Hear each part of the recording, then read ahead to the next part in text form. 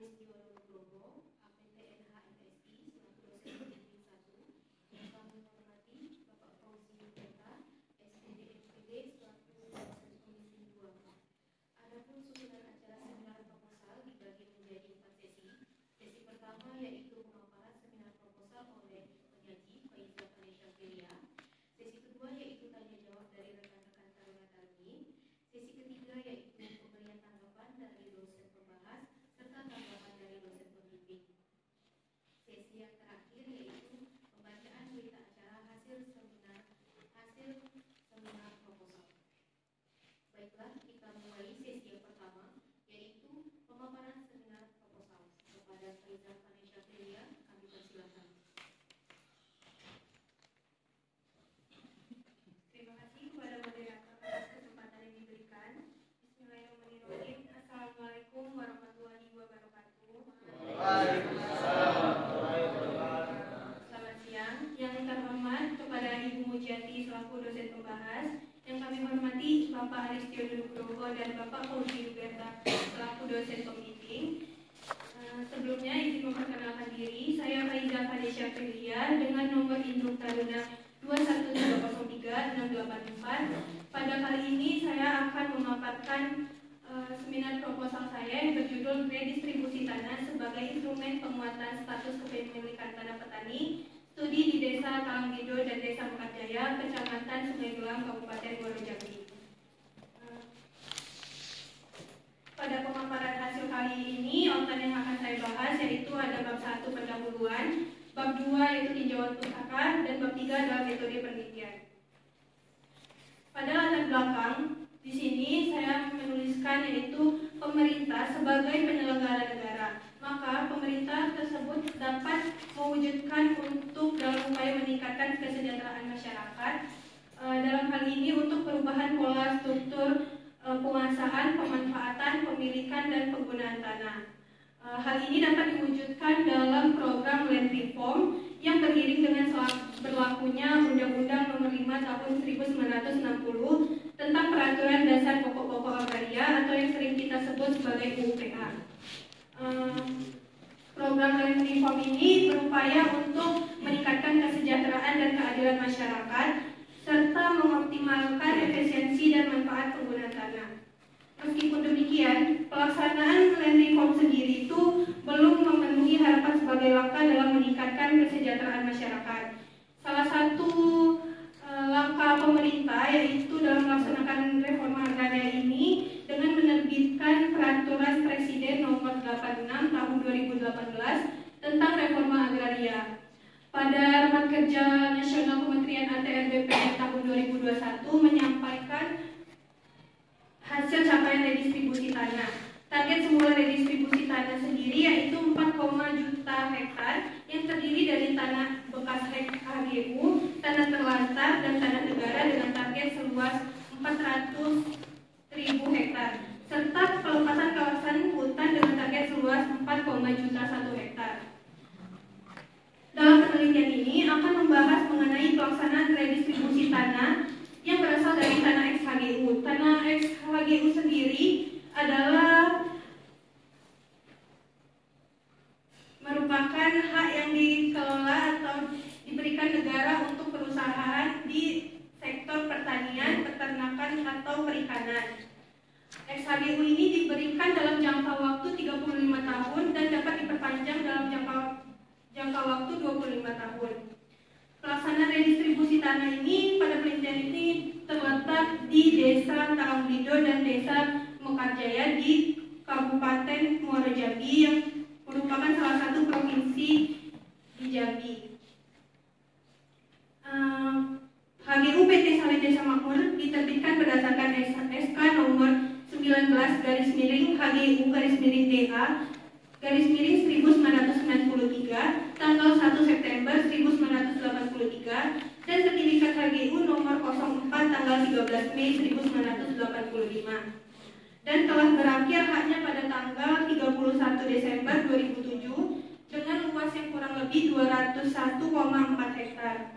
Melatar belakangi pemilihan lokasi ini karena mengenai pola penguasaan lahan yang sebelumnya merupakan tanah bekas HGU yang keseluruhannya tanahnya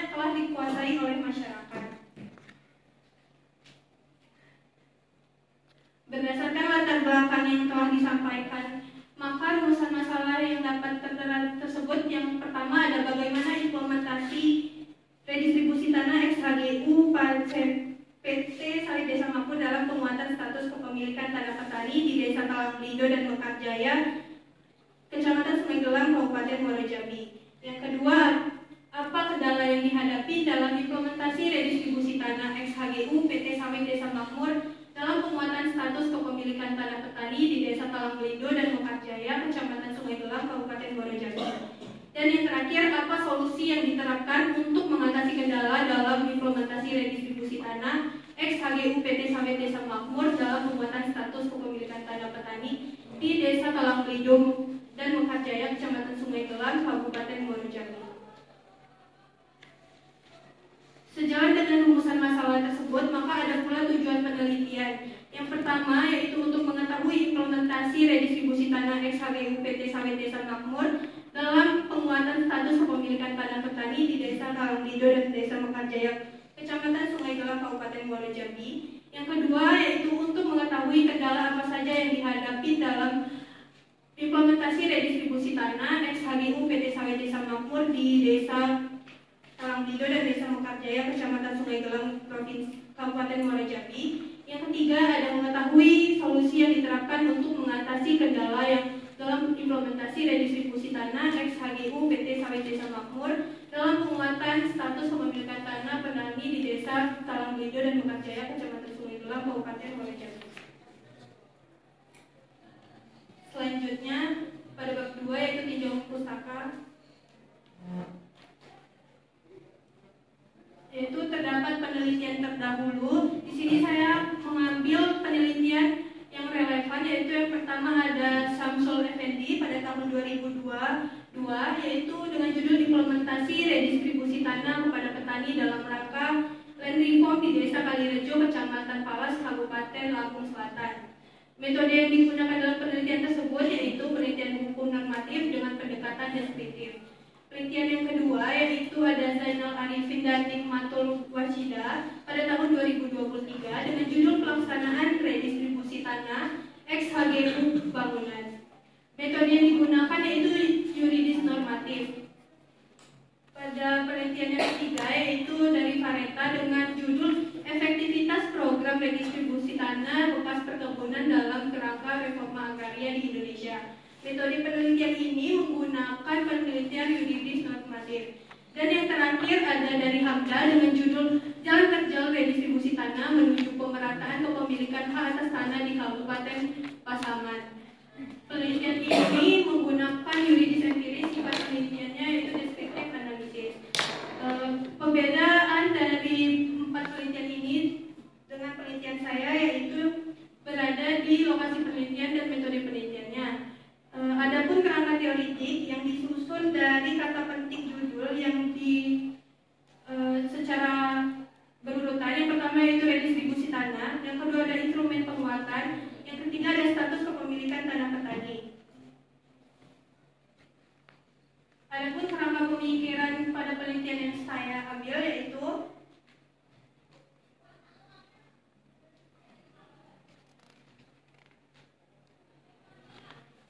yang seperti kita ketahui, reforma agraria ini bertujuan untuk meningkatkan kesenjangan kepemilikan dan kesejahteraan masyarakat. Reforma sendiri merupakan konsep dari land reform yang dikuatkan dengan penataan akses dan penataan aset. Penataan akses sendiri yaitu berupa permodalan yang diberikan kepada masyarakat. Di sini saya fokus lebih ke penataan asetnya. Penataan aset sendiri yaitu terbagi menjadi dua, legalisasi aset dan redistribusi tanah. Implementasi di Desa Talanglido dan Mekarjaya ini dihubungi dengan subjek dan objeknya itu merupakan para petani dan penggarap dan penerima lain berdasarkan ketentuan Peraturan Presiden Nomor 86 Tahun 2018. Objeknya itu berada di tanah XHGU PT Sawit Desa Makmur. Dalam pelaksanaannya yaitu berupa persiapan dan perencanaan redistribusi tanah yang diturunkan dari yang pertama ada target redistribusi tanah, lokasi kegiatan, penetapan lokasi dan penetapan organisasi dan pelaksanaan dari panitia land reform. Dalam pelaksanaan pelaksanaannya, yaitu yang pertama ada penyuluhan, kemudian ada inventarisasi dan identifikasi objek dan subjek, yang ketiga ada penetapan dan pengukuran dan pemetaan, yang keempat ada sidang panitia dan reform, yang kelima penetapan objek dan subjek, yang keenam penerbitan SK, dan yang langkah ketujuh yaitu pembukuan hak dan penerbitan sertifikat dengan output sertifikat hak atas tanah.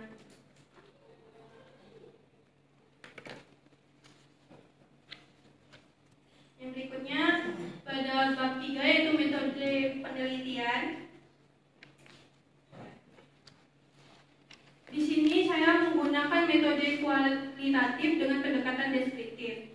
Lokasi penelitian tersebut berada di Desa Talangbido dan Desa Mekarjaya, Kecamatan Sungai Gelang, Kabupaten Muaro Jambi, dan Kantor Pertanahan Kabupaten Muaro Jambi. Adapun subjek penelitian ini dengan mempertimbangkan fenomena yang menjadi fokus penelitian, maka saya mengambil yang pertama ada kepala dan staf Kantor Pertanahan Kabupaten Muaro Jambi. Di sini fokus pada seksi penataan dan pemberdayaan. Yang kedua ada kepala dan sekretaris perangkat Desa Talangbido dan Mekarjaya serta masyarakat yang berdampak pada kegiatan program redistribusi tanah ini.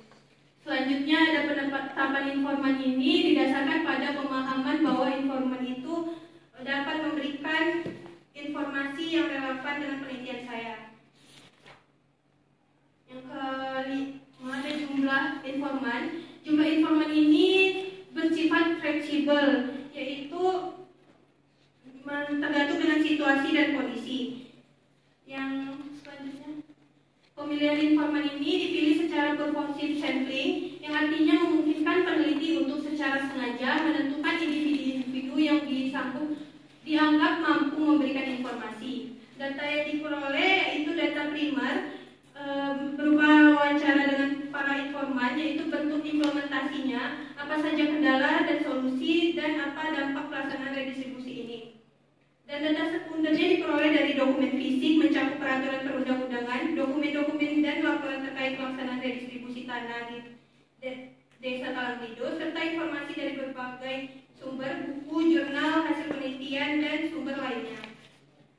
Dan teknik dan instrumen pengambilan data yaitu menggunakan data primer yang merupakan teknik wawancara menggunakan kuesioner terbuka dan alat pencatat.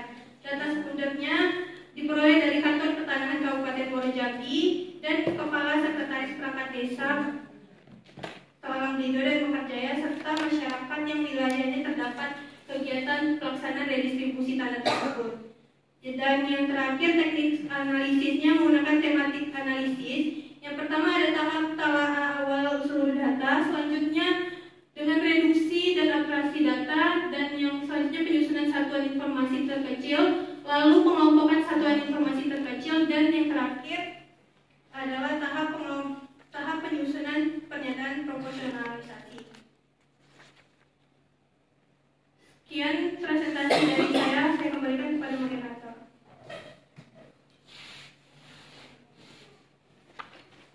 Demikian pemaparan seminar proposal dari Faiza Fanisha Prilia. Memasuki sesi selanjutnya, dipersilakan kepada rekan-rekan yang ingin bertanya atau memberi masukan kepada peneliti, dipersilakan. Baik, kepada Pak Lia, dipersilakan. Baik, terima kasih. Saya akan memberikan pertanyaan. Bagaimana mekanisme pelaksanaan redis di Desa Talangbeli dan Desa Talangbelido? Apa ada perbedaan dengan daerah lain? Baik, pertanyaan pertama di kampung. Untuk menghemat waktu, kita membatasi 2 pertanyaan. Apakah ada rekan yang ingin bertanya atau memberi tanggapan?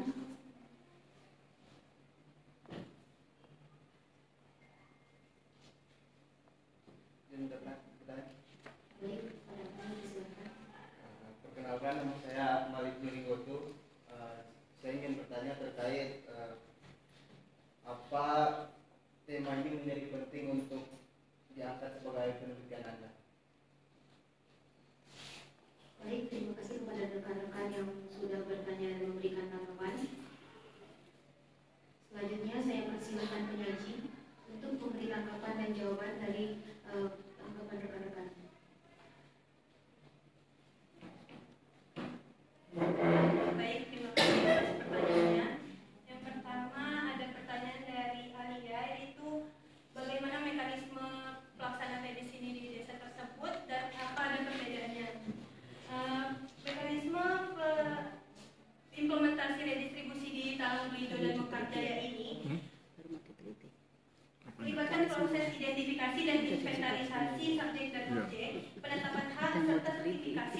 kepemilikan tanahnya yang merupakan output terakhir, yaitu sebagai status penguatan petani. Secara umum di daerah lain itu mungkin mekanismenya hampir sama karena mengikuti peraturan yang ada, namun mungkin terletak perbedaannya di kondisi tanah desa tersebut, status kepemilikannya, serta keterlibatan masyarakat dalam proses redistribusi tanah tersebut. Terus pertanyaan dari Akmal itu, mengapa penelitian ini penting? Penelitian ini penting karena redistribusi tanah ini merupakan strategi dari pemerintah untuk melakukan reforma agraria untuk mengatasi ketimpangan kepemilikan melalui redistribusi tanah di Desa Talanglido dan Mekarjaya ini. Penelitian ini akan mengkaji bagaimana redistribusi tanah ini memperkuat status kepemilikan tanah petaninya, yaitu untuk mengurangi konflik agraria dan meningkatkan kesejahteraan masyarakat di desa tersebut. Baik, terima kasih atas tanggapannya. Apakah rekan-rekan merasa sudah cukup? Baik, berikutnya kami persilakan kepada dosen pembahas untuk memberi tanggapan atas pemaparan seminar proposal yang telah dipaparkan oleh pengaji. Kepada Ibu Pujiati, kami persilakan.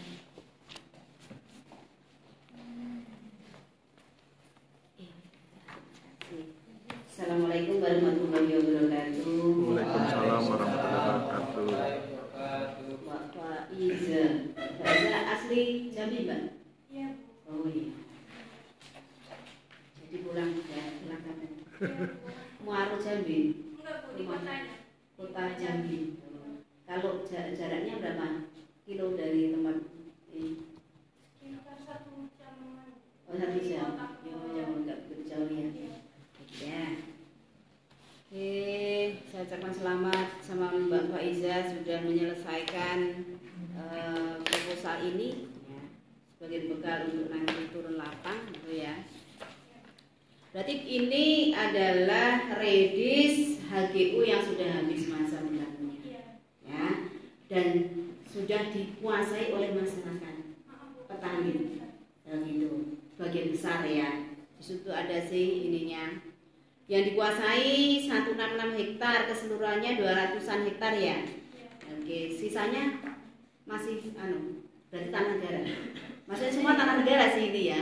Semua tanah negara, cuma yang dikuasai masyarakat 166 hektar. Itu untuk kelapa sawit, Bu. Oh, sawit. Oh ya, tegalannya 18 hektar. Terus tanah terbukanya 7 hektar. Untuk permukiman 1 hektar. Nah, gitu. Ini semuanya berarti 200 keseluruhan. Berarti semuanya sudah dikuasai masyarakat ya, sehingga cara satu-satunya adalah kegiatan redis gitu ya. Oke ya. Yang saya komentari satu, sistematika penulisanmu yang jelas ya, biar orang gampang memahami. Contoh misalnya hak guna usaha dalam kurung HGU sudah, itu di awal saja. Nanti di belakangnya jangan hak guna usaha dalam kurung HGU lagi, sekali aja ya di depan gitu ya. Nomor 1, kamu panjangkan kurung HGU, selanjutnya menggunakan singkatan gitu ya. 1 gitu ya. Terus tadi itu daftar lampiran, daftar gambar. Kalau cuma 1 daftar enggak itu namanya? Daftar itu berapa? Jenenge daftar. Pasti lebih dari 1. Enggak usah dikasihkan daftar. Nanti kalau sudah skripsi pasti daftarnya banyak, boleh dibuat daftar gitu ya. Oke, penyusunan kalimat lagi nih, nanti belajar sama Mas Fauzi, dosennya bahasa Indonesia dulu siapa? Bu Muji ya. Sekarang Mas Fauzi pembimbingnya juga pengajar bahasa Indonesia gitu ya. Melatar belakangi pemilihan lokasi ini mengenai pola penguasaan lahan yang sebelumnya merupakan, nah ini kan coba disusun lagi kalimat yang bagus gitu ya, biar gampang dipahami gitu ya Mbak ya, untuk yang latar belakang gitu ya. Terus selanjutnya halaman 6, berdasarkan segi karakteristik fisik lokasi tanah ex-HGU tersebut termasuk dalam prioritas 2. Apa sih prioritas 2? Prioritas 2 itu Bu, yang memiliki kelas lereng yang 2-15% dengan faktor pembatas berupa evaluasi berada di daratan. Saya kira ini prioritas untuk mendapatkan redis. Saya jadi bingung ini ya. Ini prioritas 2 itu lerengnya gimana Mbak? Ini ya? 2-15%. Oh gitu ya, berarti miring ini ya? Yang agak miring gitu ya, bukan datar gitu ya? Oh gitu. Saya kira prioritas untuk mendapatkan redis ini perlu apa? Perpres 62. Ini pakai perpresnya yang 86 ya? 86 ya. Ini kegiatan redisnya kapan Mbak? Tahun berapa? Dari mulai tahun 2021 sampai 2023. Oh, lama banget. Iya. Karena awalnya tuh di TRA tuh kan Bu mengusulkan tanah tersebut menjadi objek. Tapi belum diproses pada tahun 2023 baru diproses. Oh, 2023 ya prosesnya ya. Berarti sekarang sudah selesai. Oke, ya berarti kamu ingin melihat gitu ya kegiatan redis itu seperti apa pelaksanaannya. Nah, untuk kegiatan pelaksanaan berarti kamu fokusnya di tahapan-tahapan ya. Oke, fokusmu di tahapan, tetapi di sini di pustakanya belum ada tahapan, ada alurnya. Jadi orang harus baca alur, gitu ya. Deskripsinya nggak ada, belum ada. Menurut saya deskripsi mengenai tahapan itu sangat penting karena ini fokusmu, gitu ya.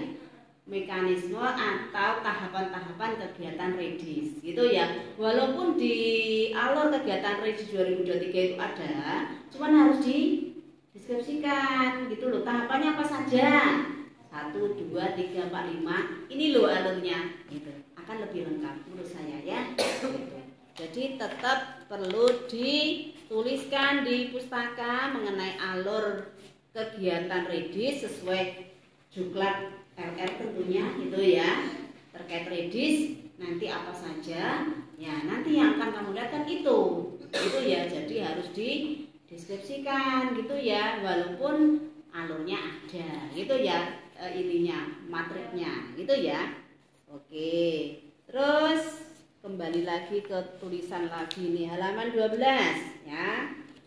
Penelitian ini dinamis dengan membandingkan terhadap penelitian dahulu yang memiliki relevan atau penelitian dahulu yang relevan. Memilikinya dihapus aja kayaknya, gimana nanti ya, coba nanti dilihat ya gitu. Terus yang paling bawah sebelum kerangka teoritis ya, bagaimana redis tanah dapat memberikan status kepemilikan, bukan status kepemilikan tetapi dengan redis memberikan kepastian hukum mengenai status kepemilikan ya, enggak harus ya gitu ya. Kalimat lagi nih ya, coba nanti kamu perbaiki ya.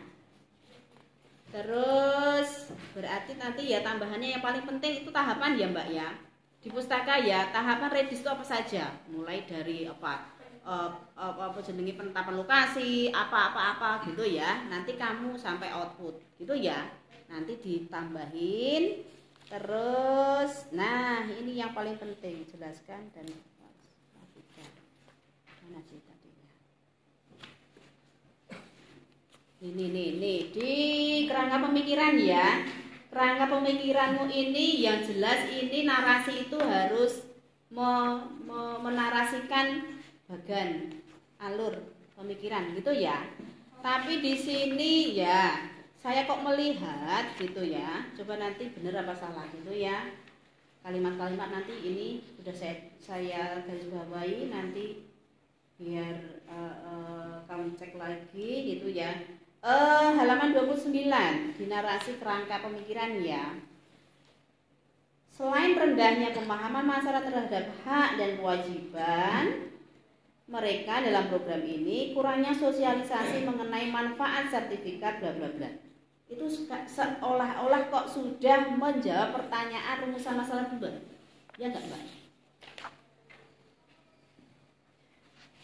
Ya enggak? Kamu udah tahu sebenarnya ini ya? Oh, dugaan. Oh, gitu. Dalam sosial. Berarti kamu kan udah tahu jawabannya untuk pertanyaan kedua. Ya enggak? Termasuk juga rumusan masalah 3 ini. Mengenai apa? Nomor 3 itu apa, Mbak? Solusi. Ya, ini solusi. Ini juga ada solusi sih sebenarnya. Pemerintah daerah melalui kerjasama penetapan batas ya ini ya, beda ini ya. penetapan batas karena memang di sana belum ditetapkan desa definitifnya gitu ya, sehingga perlu penetapan batas antar desa gitu ya. Oh gitu ya. Oke, ini salah satu saja sih sebenarnya solusi ya dalam rangka kegiatan redis biar jelas batasnya di mana, jadi bidangnya itu mana saja, masuk desa itu apa enggak gitu kan, itu kan sangat penting gitu ya. Nah coba nanti dicek lagi ya deskripsi narasi dari kerangka pemikiran gitu ya. Terus metodologinya ya. Ini apa ini? Oh ya, format penelitian pakai apa ini Mbak? Kualitatif itu ya, kualitatif. Tolong nanti format penelitian ini langsung dikontekskan ke temamu. Ini belum ya, ini baru apa namanya definisi format penelitian itu apa, baru pakai apa. Tetapi langsung di terakhir ya, dikontekskan ke penelitianmu itu apa yang mau dicari gitu ya, dimasukkan. Gitu ya, menurut saya seperti itu. Terus tadi lokasi penelitian. Oke, 2 desa ya. 2 desa. Sehingga berpeluang untuk melakukan penelitian. Ya, wis. Tahun berapa ini tadi Mbak? 21 sampai 23 atau redisnya tahun 2023? Ya berarti ini redis tahun 2023 itu aja ya. Gitu ya. Oke, terus nah, kamu di sini pengambilan datanya pakai kuesioner terbuka. Apa sih kuesioner terbuka?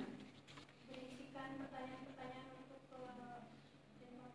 Yang itu berarti kuesioner bentuknya kayak mana Mbak? Sudah bikin belum? Urung gawe yo. Itu kan instrumenmu. Kamu cuma bawa ini ke sana. Bentar ngarang dulu ya, baru tanya dulu gimana. Ya harus bawa, harus pakai ya. Harus buat dulu ya. Berarti ya, data apa sih yang kamu butuhkan? Data primer apa, sekunder apa gitu ya. Dirinci gitu ya. Untuk menjawab pertanyaan 1, 2, 3 itu data primernya apa, data sekundernya apa gitu ya. Sehingga apa, ke siapa, datanya apa, ke siapa sumbernya, cara ngambil datanya seperti apa. Itu penting sekali. Kalau kamu sudah bisa menginventaris data-data, berarti kamu nanti otomatis bisa membuat kuesionernya. Kan gitu ya, jadi harus dibikin ini penting, kamu nggak boleh pergi kalau belum bikin itu ya, gitu ya. Jadi itu plus time schedule tetap harus dibuat itu ya, itu penting sekali ya untuk persiapan kelamaan. Bisa punya ancar-ancar, orang kan punya perencanaan ya, penelitiannya kapan, selesai kapan, ini kapan, wisuda kapan, pulang kapan, nikah kapan, gitu ya. Oke, gitu ya. Saya kira itu masukan dari saya. Wassalamualaikum warahmatullahi wabarakatuh. Langsung. Mohon izin Pak Adis, Bu Ruji. Assalamualaikum warahmatullahi wabarakatuh. Waalaikumsalam warahmatullahi wabarakatuh. Mbak Faiza, sebenarnya saya tetanggaan Bu sama Mbak Faiza. Ah itu ya saya Jambi. Saya dari Padang. Ada dari Padang? Mana-mana? Oh ya, saya dari Bukit Tinggi gitu. Tetanggaan, tapi tetap jauh juga ya. Oke, Mbak Faiza, tadi sudah bukan cukup lagi ya, banyak saran yang disampaikan oleh Bu Muji. Nanti silakan diperbaiki ya dalam beberapa hari ini menjelang pulang kampung gitu ya. Mungkin dari saya hanya ada beberapa yang sebagai saran juga, kemudian sebagai penguatan dari proposal yang telah Mbak Faiza buat gitu ya. Yang pertama terkait dengan penulisan juga sih ya. Di halaman 6 itu di paragraf pertama dikatakan selain itu sebagian besar lahan digunakan sebagai perkebunan kelapa sawit dengan luas sekitar 166 hektar dan seterusnya. Itu kan berupa angka. Ini datanya Mbaknya dapat dari mana?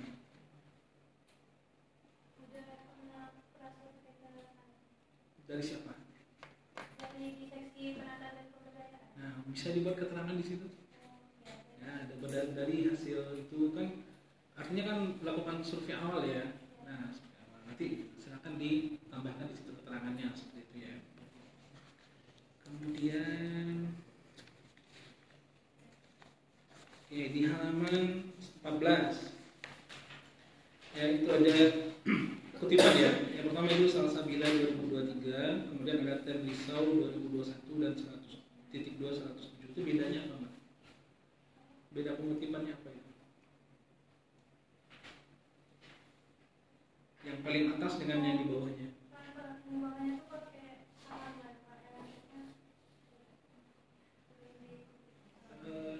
Di satu pakai halaman. Emang yang pertamanya nggak pakai halaman gitu?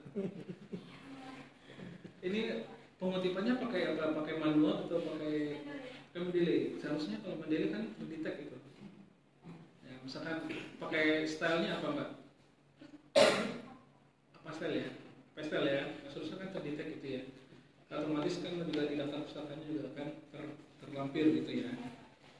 Nah, silakan dicek lagi nanti, Mbak. Kemudian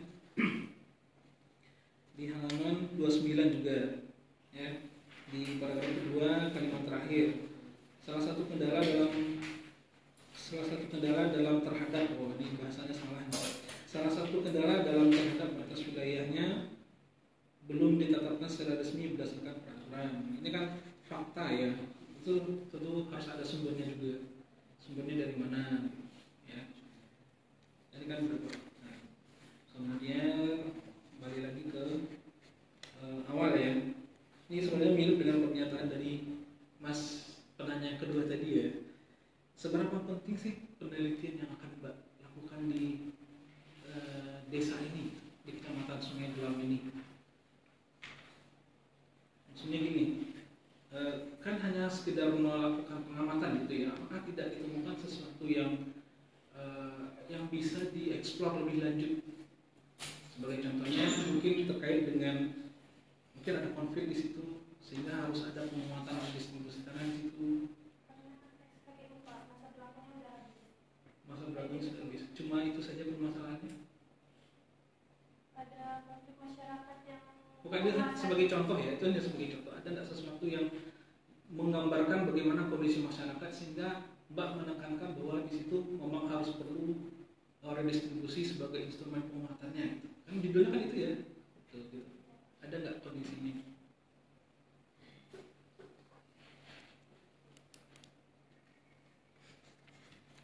Nah, jawabannya ada di halaman 29. Di paragraf terakhir. Ya, yang ditanya oleh Bu Bunci tadi loh. Ya, itu sudah menjadi solusi atau baru menjadi masalah? Sebaiknya ya, ini saran ya. Ini dari pernyataan di atas yang perbaikan tadi, salah satu kendala dalam terhadap batas wilayahnya belum ditetapkan secara resmi berdasarkan peraturan itu kan jadi masalah di situ. Ya, sehingga perlu penguatan, perlu redistribusi tanah sebagai penguatan. Kan seharusnya kan jadi latar belakang di situ ya, Mbak. Jadi latar belakang kenapa Mbak melakukan penelitian. Ya, sarannya ditambahkan di situ di latar belakangnya. Itu kalimat di bawahnya juga bisa dipakai loh itu. Selain itu rendahnya pemahaman masyarakat terhadap hak dan kewajiban mereka dalam program ini. Nah, ya, kan itu jadi latar belakang kenapa redis ini ditekan gitu, ya sebagai penguatan gitu. Ya, jadi karena saya lihat di latar belakangnya itu memang belum terlalu kelihatan betapa pentingnya penelitian yang Mbak lakukan ini. Nah, jadi nanti untuk sebagai permasalahannya mungkin bisa ditambahkan dari halaman 29 itu kan kerangka apa ya? Poin apa tadi ya? Kerangka ya? Oh ya, kerangka pengiraan. Nah, kan bagian rangkumannya gitu ya. Oke, gitu ya Mbak ya.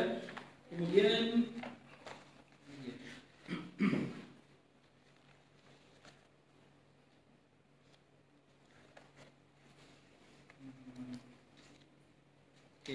saya ingin meyakinkan diri saya gitu di halaman 30 itu kan dalam mengatasi kendala batas wilayah antara desa Talang Belido dan desa Mekarjaya, pemerintah daerah melalui Kabak akan melakukan, berarti kalau akan berarti belum ya Mbak, Karena katanya redisnya sudah dari tahun 2023 gitu. Ya, Pak, ini pada tahun 2021 Pak, pada pengusulan dari tim GTRA-nya sebagai Tora, terus terdapat kendala itu Pak, batas wilayahnya yang berbeda. Berarti sudah selesai itu gimana? Batas wilayahnya udah Pak, kan redisnya udah.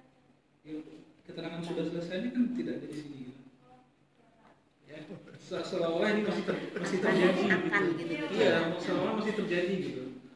Ya, nanti ditambahkan apa kelanjutannya seperti apa, penjelasan seperti apa gitu. Ya, ditambahkan nanti.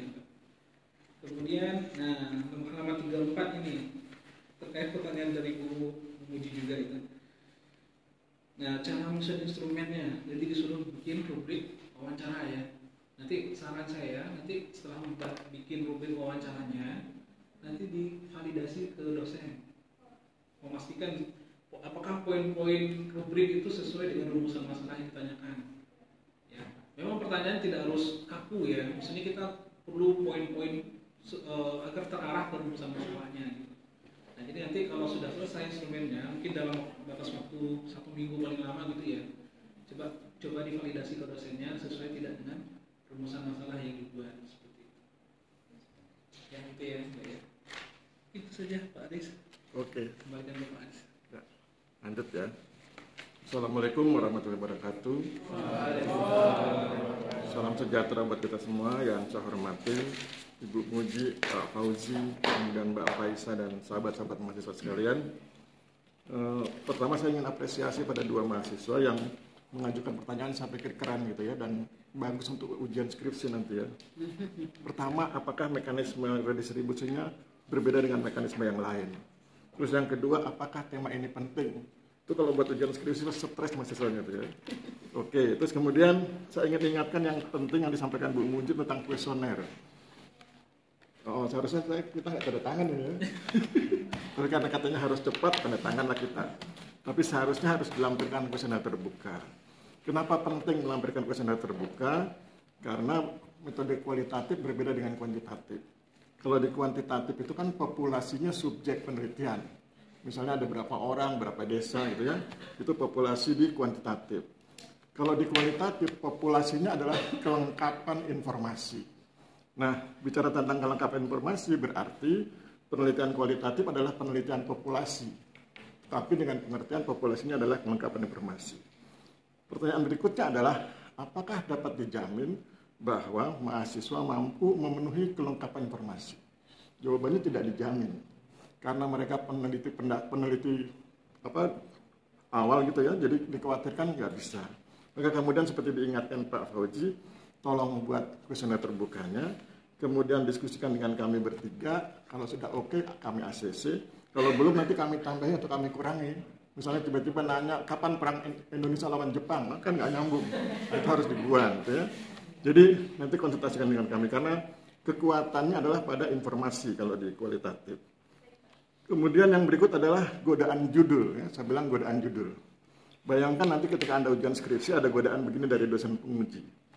Mbak, kenapa judulnya redistribusi tanah? Kenapa judulnya tidak pendaftaran tanah sebagai instrumen penguatan status kepemilikan tanah petani dan seterusnya? Itu godaan. Yang kedua, atau diganti redistribusi tanah sebagai instrumen kesejahteraan petani. Kalau kemudian dengan godaan seperti itu kan risikonya apa? Ganti judul, ganti penelitian, batal, lulus ya. Maka kemudian Mbak harus mampu menjelaskan bahwa judul ini disusun dalam perspektif plan reform. Perspektif plan reform itu mempertemukan antara redistribusi dengan pendaftaran tanah. Sehingga kemudian ketika ngomong redistribusi, berarti nanti muaranya ada pada pendaftaran tanah. Jadi perspektif itu menjadi penting. Sehingga dengan dasar perspektif itu, maka judulnya tidak bisa digoyahkan. Tapi kalau perspektifnya nggak jelas, orang bisa kasih tawaran 2 judul itu. Ya. Itu. Kemudian mengenai pertanyaan mahasiswa, apakah mekanisme redistribusi tanahnya berbeda dengan daerah lain? Jawabannya sama. Mekanismenya sama. Pertanyaannya adalah apa yang berbeda? Implementasinya yang berbeda. Kenapa implementasinya berbeda? Karena SDM-nya berbeda, masyarakatnya berbeda, lokasinya berbeda. Itu yang kemudian membuat Anda menjadi penting untuk melakukan penelitian di lapangan. Kalau enggak, kata Bu Muji, studi literatur. Kalau studi literatur nggak usah ke lapangan. Mekanismenya kan sama ya di seluruh Indonesia. Itu kemudian Apakah tema ini penting? Jawabannya tadi sudah dibantu oleh Pak Fauzi. Penting karena bla bla bla. Terus saya tambahkan lagi. Penting karena di daerah lain HGU itu diperpanjang. Oke, pertanyaannya mengapa di sini tidak diperpanjang? Ketika HGU di wilayah ini tidak diperpanjang, apakah ada kaitannya dengan potensi konflik? Karena kemudian ada potensi konflik antar desa atau ada hal lain. Jadi itu yang menunjukkan pentingnya. Jadi nanti kemudian dijelaskan bahwa HGU tidak diperpanjang karena A, B, C, dan seterusnya. Ya, sehingga kemudian menarik untuk diteliti. Kemudian yang berikut mengenai rumusan masalah. Rumusan masalahnya kan bagaimana implementasi, apa kendalanya, dan apa solusinya. Dengan 3 rumusan masalah inilah sebetulnya menjadi alasan buat Mbak melakukan penelitian dengan metode penelitian kualitatif. Karena sebelumnya kan metode penelitian hukum. Penelitian sebelumnya dilakukan metode penelitian hukum, ada yuridis normatif dan lain sebagainya. Ya. Jadi 3 rumusan masalah ini menjadi alasan bagi Mbak untuk menggunakan metode penelitian kualitatif dan tidak menggunakan metode penelitian hukum. Karena ini sebetulnya kan pendekatan birokratis. Pendekatan birokratis itu kalau kami punya kegiatan, apa kendalanya dan bagaimana solusinya, gitu ya. Itu alasan menggunakan metode kualitatif. Kemudian masuk ke bagian alir. Bagian alirnya ini menarik karena dari sekian banyak bimbingan saya, itu kebanyakan mereka mainnya di penataan akses. Dan ini main di penataan akses. Saya pikir bagus kalau kemudian saling melengkapi. Nah, kemudian yang poin berikutnya adalah coba lihat di tahapan redistribusi di poin 4. Sidang panitia pertimbangan land reform. Oke, sudah. Kemudian perhatikan bahwa peristiwanya terjadi tahun 2021. Sudah ada GTRA atau? Sudah ada GTRA. Nah, karena sudah ada GTRA, maka poin sidang panitia pertimbangan land reform diganti menjadi sidang GTRA kabupaten. Beda kan ya? Jadi sidang GTRA kabupaten. Kemudian yang terakhir, saya pikir penting diperbaiki sebagaimana diingatkan Ibu Muji tentang format penelitian ya. Jadi kaitkan format penelitian dengan tema. Supaya nggak teoritik, ini kan sangat teoritik ya. Coba, iya teoritik sekali. Kaitkan dengan temanya supaya kemudian lebih membumi. Saya pikir demikian, terima kasih, saya kembalikan pada moderator.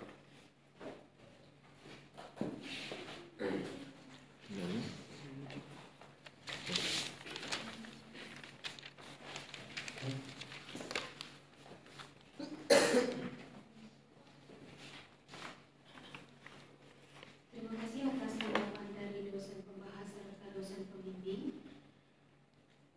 Baiklah, kita telah sampai pada sesi terakhir, yaitu pembacaan berita acara hasil seminar proposal. Kepada Bapak Ibu dosen, kami persilakan. Oke.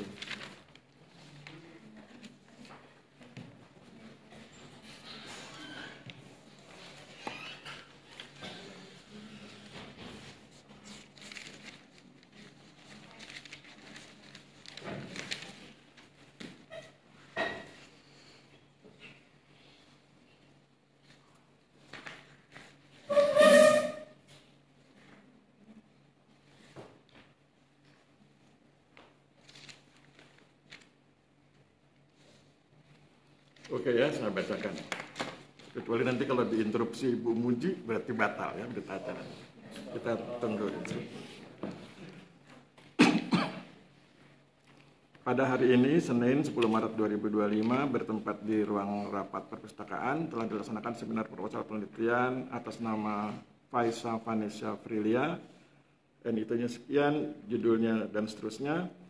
Kemudian, kalau saya perhatikan situasinya, tentu banyak perbaikan yang harus dilakukan dan berarti diterima dengan perbaikan. Kemudian tunggu, ada waktu buat Bu Muji untuk interupsi ya. Kemudian diberikan waktu perbaikan selama 7 hari, berarti mulai hari ini 10 Maret sampai 17 Maret. Dan kemudian nanti penelitiannya diberi waktu 30 hari. Gimana Bu Muji, ada interupsi? Perbaikan berat. Oh ya, perbaikan berat. Oke, saya pikir demikian ya. Saya kembalikan pada moderator. Selamat membuat Mbak Faisa, tetap semangat ya. Terima kasih.